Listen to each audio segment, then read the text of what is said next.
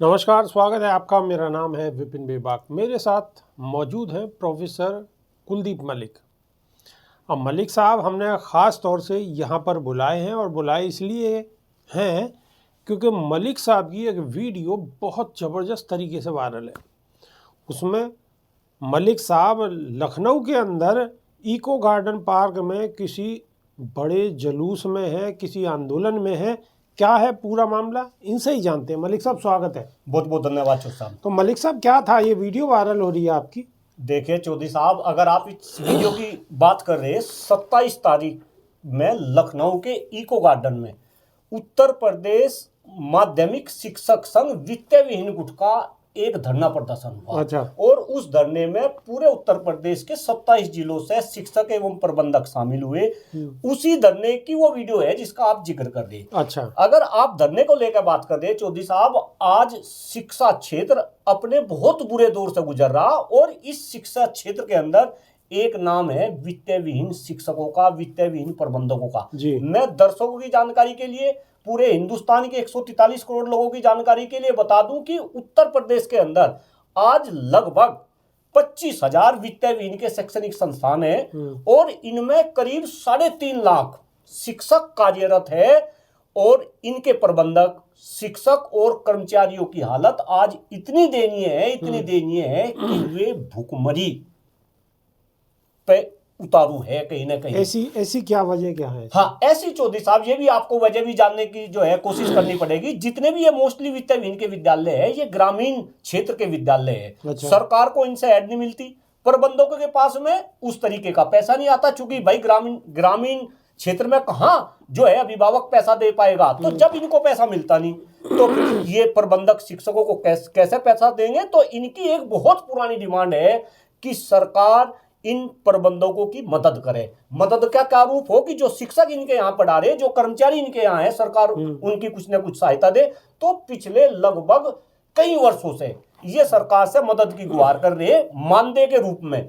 और इनके साथ में इतना छल कपट हो रहा कि 2017 में जब अखिलेश यादव जी की सरकार थी और अखिलेश यादव जी मुख्यमंत्री थे, तो ये मानदेय शुरू भी हो गया था। लेकिन फिर चुनाव आ गए 1 साल बाद, और चुनाव के अंदर फिर दोनों पार्टियों ने बड़े बड़े वादे करे। भारतीय जनता पार्टी ने भी बहुत बड़े वादे करे, लेकिन भारतीय जनता पार्टी की सरकार आई, वादे पूरे नहीं हुए। दूसरी बार भी भारतीय जनता पार्टी की सरकार बनेगी, अब 3 साल पूरा होने को है, लेकिन इनका कहीं नाम नहीं है वादे पूरे करने की। तो बात दूसरी, आज जो 27 तारीख का धरना था, कहीं ना कहीं अपनी आवाज को बुलंद करने के लिए और सरकार के कानों में पहुंचाने के लिए ये धरना प्रदर्शन का आयोजन हुआ था। उसमें मैं भी निमंत्रित था, मैंने वहां पे भाषण दिया, और जो भाषण अब जो है सोशल मीडिया पर वायरल हो रहा, यही कारण है कि मैं आपके बीच में। मलिक साहब, समस्या क्या क्या है ऐसी?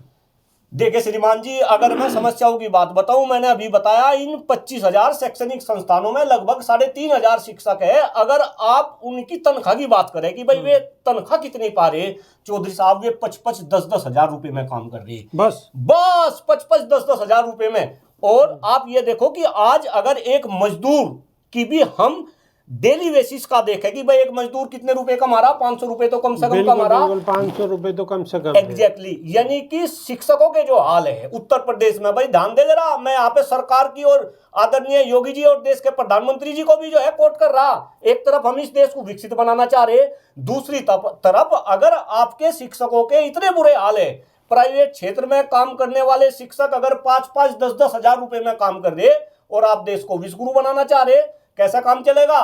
क्या ये बात देश के मुख्यमंत्री को नहीं पता?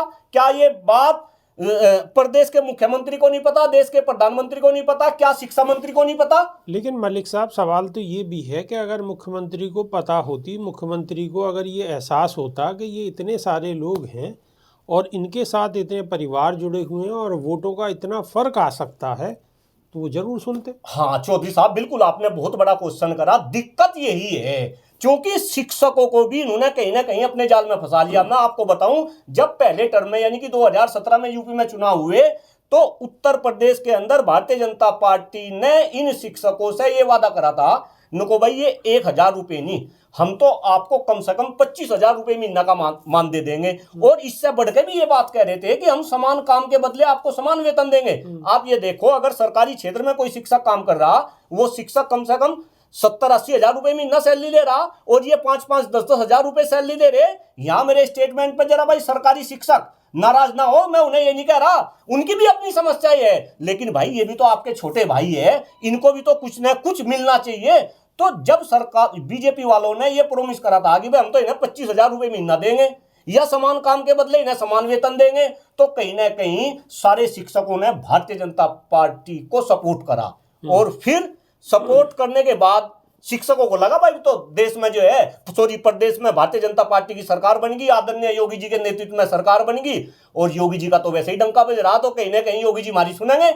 लेकिन जब योगी जी ने ये देखा कि भाई ये शिक्षक तो थारे चंगुल में फंस गए, और थारे चंगुल में नहीं फंस गए, खास तौर से जो धर्म की राजनीति में जो हफीम लोगों को पिलाई जा रही है, या धर्म का चश्मा जो चढ़ाया जा रहा, तो कहीं ना कहीं शिक्षक इस चंगुल में फंस गए। मतलब शिक्षक भी इस जो धर्म की चाशनी का जो खेल चल रहा है देश के अंदर जी, ये इसका असर इधर भी है। नहीं है चौधरी साहब, ये तो सबसे बड़ी दिक्कत है कि आज पढ़ा लिखा जो सबसे जागरूक जो है, जो सबसे जागरूक तबका है, जो शिक्षकों का तबका है, वो भी कहीं ना कहीं अपने मुद्दे भूल गया। अब आप ये देखो, 5 साल तक योगी जी ने सरकार चलाई, शिक्षकों की कोई बात नहीं, वित्तीय विहीन के शिक्षकों की कोई बात नहीं, उनके मानदेय की कोई बात नहीं, आप सरकारी में ले लो, पुरानी पेंशन बहाली की कोई बात नहीं। इसके बाद में फिर जब चुनाव आए, दूसरी बार योगी जी मुख्यमंत्री बने, फिर उन्होंने कुछ स्वरूपा छोड़ दिया।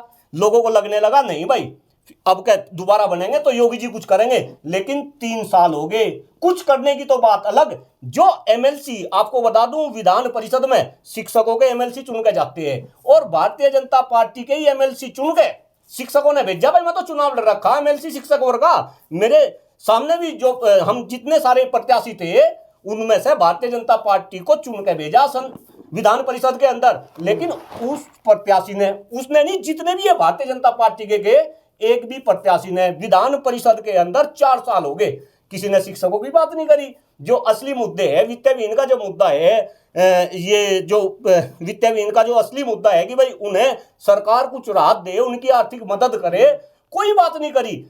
सरकारी में जो मुद्दा है कि भाई पुरानी पेंशन बहाल हो, उनकी कोई बात नहीं करी। इनफैक्ट सरकार तो ऐसा काम कर रही कि सारे सरकारी विद्यालय भी धीरे धीरे ये प्राइवेट क्षेत्र में दे देंगे, लेकिन कोई बोलने वाला नहीं।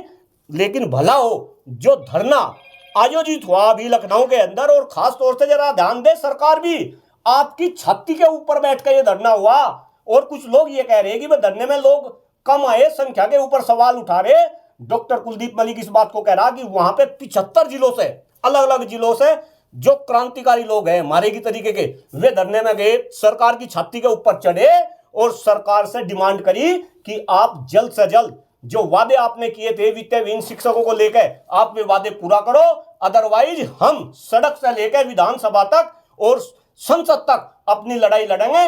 और अगर आपने फिर भी हमारी बात ना मानी तो आने वाले समय में, ये तो चुनाव तो फिर आ रहे चौधरी साहब, आप आगे चुनाव आ जाएंगे, आगे देख मलिक लेंगे। साहब, अगला सवाल मेरा यही है कि अगर मानो सरकार नहीं मान रही है, उनके कान पे जून नहीं चल रही है, तो आने वाले 27 में फिर चुनाव है उत्तर प्रदेश के अंदर। आप अपने नेताओं के साथ, यानी आपके जितने सहयोगी हैं, आप शिक्षक नेताओं के साथ मिल के योजना बनाओ, योजना बनाने के बाद में आपको मौका मिलेगा। नहीं चौधरी साहब, बिल्कुल आपने सही कहा। भाई एक बात बताओ, चुनाव तो 5 साल माल है, और उससे पहले 26 में जो है एमएलसी शिक्षक वर्ग के चुनाव आ रहे। तो कहीं ना कहीं अगर सरकार, पहली तो बात मुझे पूरा भरोसा है, क्योंकि जिस तरीके से बात उठ रही है, अब ये धरना हुआ, आगे के धरने फिर जो आगे की प्लानिंग है। लेकिन अगर संघर्ष के बावजूद भी सरकार इन वित्तीय विहीन शिक्षकों की मांग नहीं मानती, पुरानी पेंशन बहाली का मुद्दा सरकार इस पे संज्ञान नहीं लेती, तो भाई सरकार जरा ध्यान से सुने, मैं आंकड़ा दे रहा, 3.5 लाख वित्तीय विहीन के शिक्षक है। और एक शिक्षक केवल अकेला शिक्षक नहीं, उसकी धर्मपत्नी, उसके बच्चे, और भाई एक शिक्षक के तो कम से कम ये मान रहा कि 100 तो ऐसे शिष्य है कि वो 100 मतलब मैं ये बताना चाह रहा कि एक शिक्षक, लेकिन उसके पास 100 से 200 वोट, मैं मिनिमम 100 वोट मान के चल रहा। तो जरा योगी जी ध्यान दे, 3.5 करोड़ वोट इन शिक्षकों के पास है। और शिक्षक ने जब जब अपनी आवाज बुलंद करी, और शिक्षक ने जब जब अंगड़ाई ली, इस देश में क्रांति हुई। ऐसा ना हो कि अब तो हम इको गार्डन में धरना कर रहे और कल को जब चुनाव आवे ये बात हमारी मानने के नहीं, तो ऐसा ना हो कि हम अब इनके दरबार में जाके अपनी बात इन तक पहुंचा रहे और इन पर प्रेशर डाल रहे कि हमारी बात को सुने और वित्तीय विहीन की जो आपने प्रोमिस करा था आप इन्हें ठगे ना, अपने प्रोमिस को पूरा करें, अदरवाइज चुनाव आएंगे तो हो सके आपको हमारे दरबार में आना पड़े, लेकिन तब तक बहुत देर हो चुकी होगी। बिल्कुल, लेकिन मलिक साहब अब सवाल तो ये भी है कि 3.5 करोड़ वोटों की बात आपने करी है, तो सबसे बड़ा योगदान तो बीजेपी की सरकार लाने में आप लोगों का ही है। नहीं, अगर आपने अखिलेश यादव को दर्द दिया है तो वो तो आप लोगों ने ही दिया है, क्योंकि 3.5 करोड़ वोट हैं आपकी। नहीं चौधरी साहब, बिल्कुल मैं इस बात को एक्सेप्ट कर रहा। भाई ये देखो, अखिलेश यादव तो ऐसे मुख्यमंत्री उत्तर प्रदेश में हो रहे, खास तौर से भाई सर राजनीतिक जो है राजनीतिक उसमें ना सोचा कि मैं राजनीति की बात कर रहा, मैं तो हकीकत बता रहा। भाई अखिलेश यादव ने तो 1,000 रुपए का मानदेय तो इन शिक्षकों को दिया और 1,200 रुपए का मानदेय इन्होंने जो है जो वित्तीय विहीन में काम करने वाले प्रधानाचार्य थे 1,200 रुपए महीना उन्हें देने शुरू कर दिए थे। अखिलेश यादव जी ने 2 अरब रुपए, जरा ध्यान से सुने, 2 अरब रुपए केवल और केवल वित्तीय विहीन के लिए सैंक्शन करे थे और ये वादा करा था कि अगर दोबारा से हमारी सरकार बनी तो इस मानदेय को बढ़ा के हम 5,000 या 10,000 रुपए करेंगे। लेकिन ये बात शिक्षकों को समझ तो नहीं आई, उन्हें तो 25,000 रुपए देख रहे थे, जबकि वे ये नहीं समझे कि भारतीय जनता पार्टी केवल और केवल वादे करती है और वे वादे करके भारतीय जनता पार्टी कहीं ना कहीं जनता को ठगने का काम करती है। तो मलिक साहब अब मेरा सवाल, लास्ट सवाल मेरा ये है कि अब भूल सुधार होगा नहीं होगा आने वाले चुनाव? नहीं बस चौधरी साहब एक बात देखो, जो आशा पे ही जो है दुनिया कायम है, ऐसी आशा की जा रही। मैं फिर बोल रहा, अगर अब ये मांग पूरी ना हुई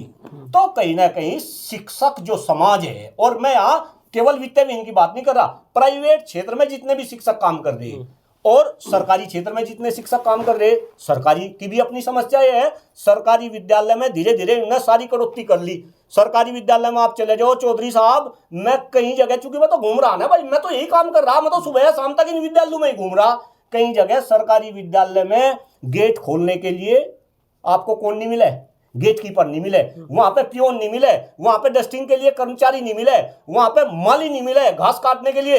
सरकारी विद्यालयों का इतना बुरा हाल, सारे सरकारी विद्यालय के शिक्षक ये पुरानी पेंशन के लिए संघर्ष कर रहे, सारे के सारे जनप्रतिनिधि तो मजे ले रहे, ये तो पुरानी पेंशन के तहत पेंशन ले रहे, यानी कि ये तो मलाई मारे और ये शिक्षकों को सेपरेट दूध दे। अब ये चाल चले नहीं, शिक्षक आपके चंगुल से निकल चुका, आपको शिक्षा क्षेत्र के बारे में सोचना पड़ेगा, शिक्षा के बजट को बढ़ाना पड़ेगा। और चौधरी साहब एक बात मैं और बता दूं, जरा मोदी जी योगी जी इस बात को ध्यान से सुने कि आप देश को विकसित बनाना चाहते हैं, हम भी इस देश को विकसित बनाना चाहते हैं, और अगर ये देश विकसित बनेगा, ये आपके कहने से विकसित नहीं बनेगा। इस देश को विकसित बनाने वाले गुरु होंगे। देश को विकसित बनाने का जो गलियारा है वो शिक्षा के क्षेत्र से होकर गुजरता है। आपको इस क्षेत्र को दुरुस्त करना पड़ेगा, अदरवाइज आपका जो सपना है ये केवल और केवल एक ढकोसला साबित होगा आने वाले टाइम में। ये डॉक्टर कुलदीप मलिक डंके की चोट पर आज इस बात को बोल रहा। तो मलिक साहब लास्ट सवाल हमारा ये है कि शिक्षक राजनीति में आप कदम रखने वाले हैं क्या? नहीं चौधरी साहब, मैं तो ऑलरेडी रख चुका, मैंने अभी बताया, मैं तो एमएलसी शिक्षक वर्ग में 4 साल पहले। अब क्या तैयारी है नेक्स्ट? नहीं तो मैं तो राजनीति में हूँ, शिक्षकों की राजनीति बिल्कुल डंके की चोट पे कर रहा और मरते दम तक इस बात को कह रहा। नेता तो जैसे बोल रहे, लेकिन अगर इस शिक्षा क्षेत्र के लिए डॉक्टर कुलदीप मलिक के शरीर का एक एक कतरा भी मुझे देना पड़े तो मैं तो बंजारा बन रहा चौधरी साहब, घर से बिल्कुल बंजारा, केवल और केवल समर्पण शिक्षा क्षेत्र के लिए।